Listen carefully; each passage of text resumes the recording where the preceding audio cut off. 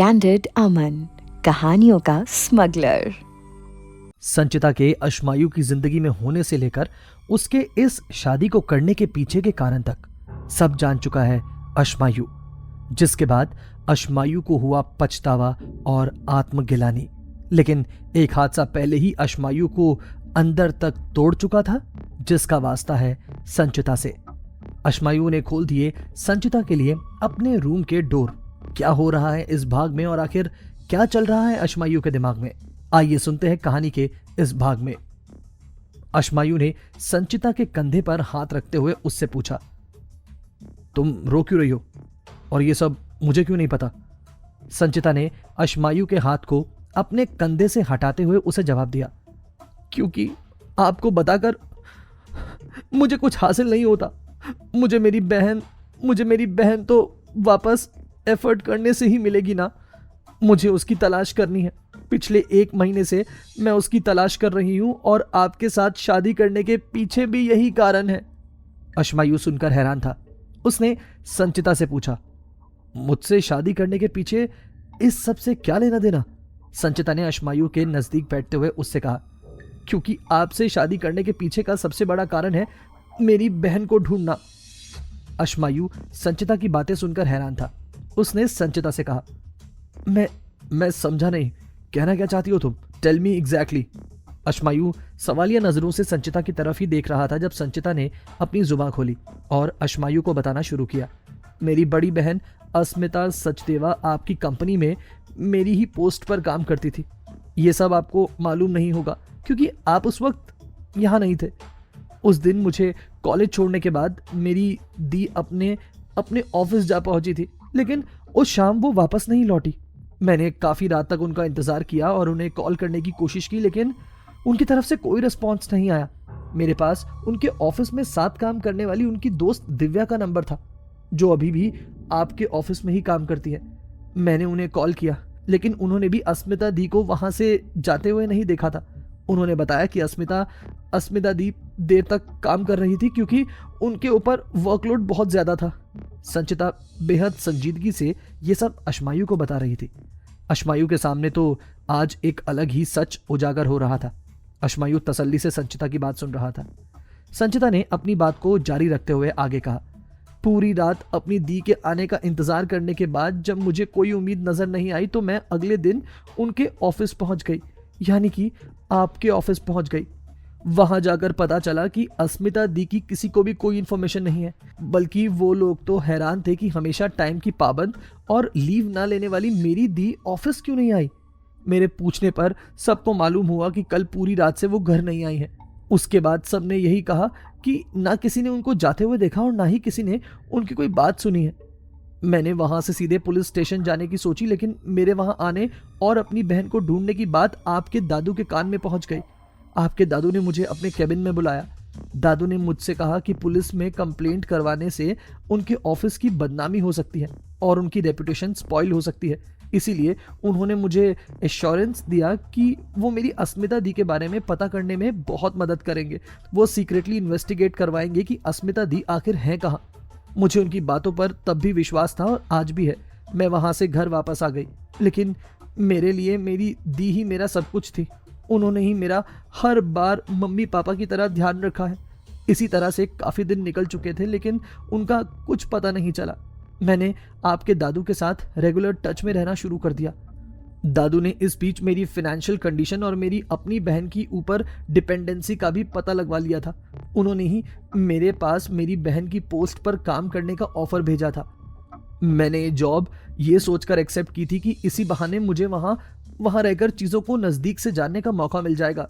हो सकता है कि मैं वहाँ रहते हुए अपनी बहन के गायब होने का कारण ढूंढ पाऊँ। इसीलिए मैंने अपनी बहन अस्मिता सचदेवा की जगह जॉब को एक्सेप्ट कर लिया था। अश्मायु एकदम खामोशी से संचिता की बातें सुन रहा था।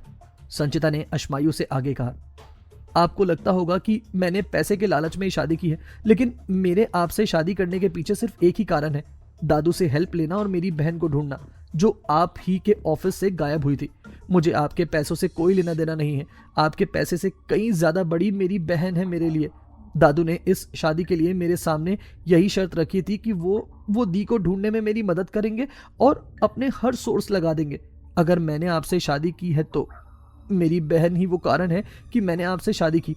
उस रोज हमारी जिस तरह से मुलाकात हुई थी और आपने घमंड में मेरे मुंह पर पैसे फेंक कर मारे थे, मैं उसी दिन से आपका चेहरा नहीं देखना चाहती थी, लेकिन किस्मत को शायद यही मंजूर था कि मुझे आपके ही अंडर में काम करना पड़ा। मुझे पता है कि आप मुझे पसंद नहीं करते, शायद मैं आपके स्टैंडर्ड के मेल भी नहीं खाती हूँ, लेकिन अशमायु, फीलिंग्स हर इंसान में होती हैं, मुझ में भी है। मैं आपसे प्रॉमिस करती हूँ कि जैसे ही मुझे मेरी बहन का पता चल जाएगा, मैं आपसे, आपकी जिंदगी से हमेशा हमेशा के लिए दूर हो जाऊंगी।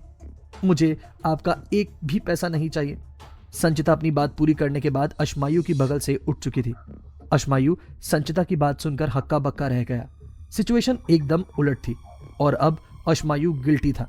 अशमायु हिम्मत करके भी संचिता को नहीं बता पा रहा था कि जिस बहन को वो ढूंढने की कोशिश कर रही है वो मर चुकी है, जिसका कारण भी अशमायु है। संचिता ने अपने चेहरे के भाव को नॉर्मल करते हुए अशमायु से कहा, फ्रेश होकर नीचे आ जाइए, दादू डिनर के लिए आपका इंतजार कर रहे हैं। अशमायु ने एक नजर उठाकर संचिता की तरफ देखा और उसने वापस अपना सर झुकाते हुए हाँ में संचिता को जवाब दिया।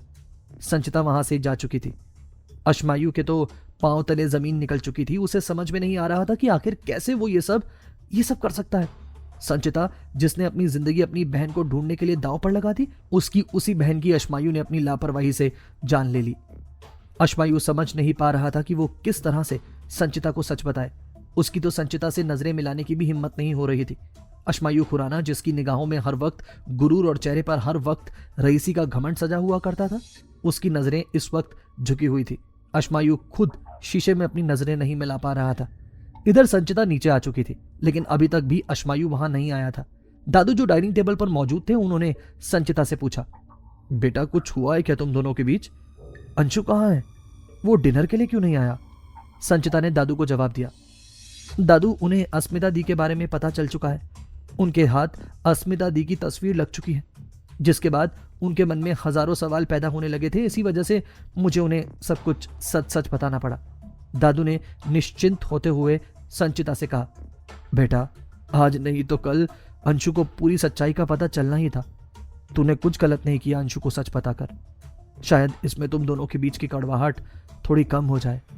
एक काम कर, अगर वो नीचे नहीं आ रहा तो तुम दोनों ऊपर साथ में डिनर कर लो। संचिता ने संकुचाते हुए दादू से कहा।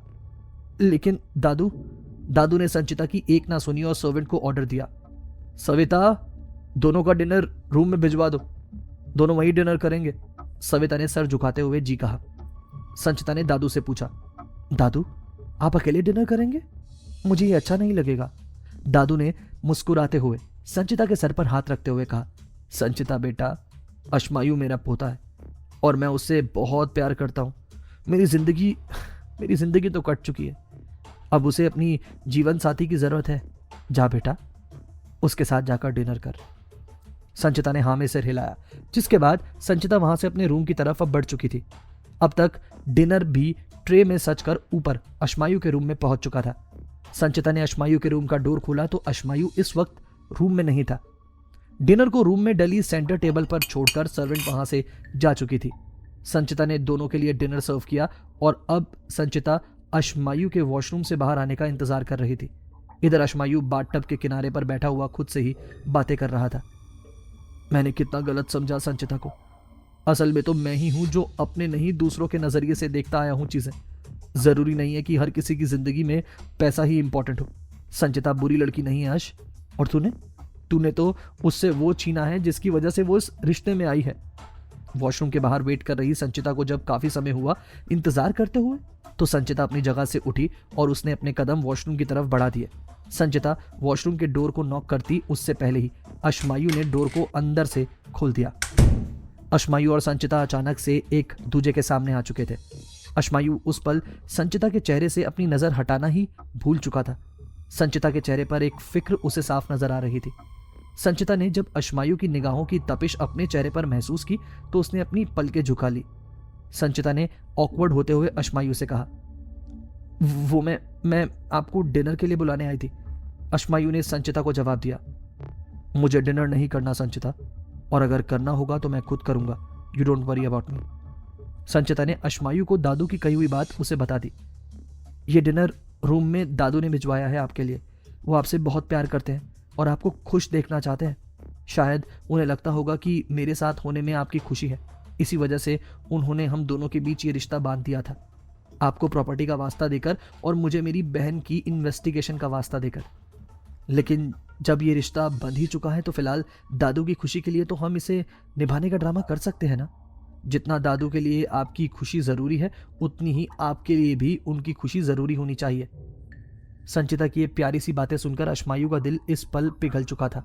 उसका दिल चाह रहा था कि संचिता बस बोलती जाए और वो उसे ऐसे ही सुनता जाए। संचिता ने जब अश्मायु को अपलक अपनी तरफ निहारते हुए देखा तो उसने अश्मायु को टोकते हुए कहा, आप मेरी बात सुन भी रहे हैं नहीं?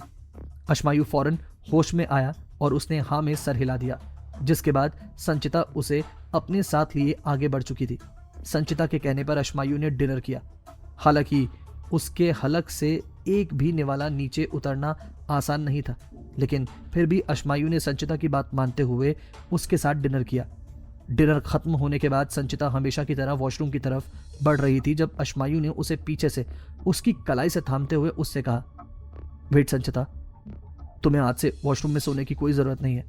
संचिता ने हैरान होते हुए अश्मायु से पूछा, कहीं आप मुझे इस रूम से बाहर तो नहीं निकालना चाह रहे हैं ना? अश्मायु ने संचिता की बात के जवाब में कहा, नहीं, बस तुम्हें तुम्हारी जगह दे रहा हूं। तुम इस रूम में सो सकती हो, इनफैक्ट तुम इस रूम को इस्तेमाल भी कर सकती हो। संचिता ने हैरान होते हुए अश्मायु से पूछा, आप ठीक तो है ना? देखिए, अगर आप मेरी बात सुनकर मेरे ऊपर तरस खा रहे हैं, ये सब कर रहे हैं, तो प्लीज़ ये सब करने की कोई ज़रूरत नहीं है। अगर आपने मेरी बहन की फ़ोटो नहीं देखी होती तो शायद मैं अपनी ये परेशानी आपसे कभी भी शेयर नहीं करती। अश्मायु ने संचिता से कहा, ऐसा कुछ भी नहीं है कि मैं तुम्हारे ऊपर कोई एहसान कर रहा हूँ। शादी हुई है तुम्हारी मुझसे, और तुमने ही तो कहा था कि शादी के बाद पति के घर पर पत्नी का भी आधा हक होता है, तो इसीलिए तुम इस रूम को इस्तेमाल कर सकती हो। अश्मायु अपनी बात पूरी करते ही खुद वॉशरूम में चेंज करने के लिए जा चुका था। संचिता भी बस वॉशरूम के डोर पर खड़ी अश्मायु की कही इन बातों को हजम करने की कोशिश कर रही थी। अश्मायु ने संचिता को वाकई में हैरान कर दिया था। संचिता ने खुद से कहा, कहीं मैं कोई सपना तो नहीं देख रही हूं? एक इंसान जो मेरी बात सुनना तक नहीं चाहता था, समझना तक नहीं चाहता था, आज खुद मुझे सामने से इस रूम को इस्तेमाल करने के लिए बोल रहा है। जरूर कुछ ना कुछ तो गड़बड़ है, लेकिन मुझे क्या? बेफिक्री से संचिता ने अपने दोनों कंधे उचकाए और अब वो रूम में डले छोटे से सोफे की तरफ बढ़ चुकी थी। क्या अश्मायु खत्म करेगा अपने और संचिता के बीच की दूरियों को? अश्मायु की गिल्ट क्या करवाएगी अश्मायु से? क्या कभी संचिता के सामने आएगा अश्मायु के हाथों अपनी बहन की मौत होने का राज? क्या करेगी संचिता इस सब को जानने के बाद? जानेंगे कहानी के आगे के एपिसोड में।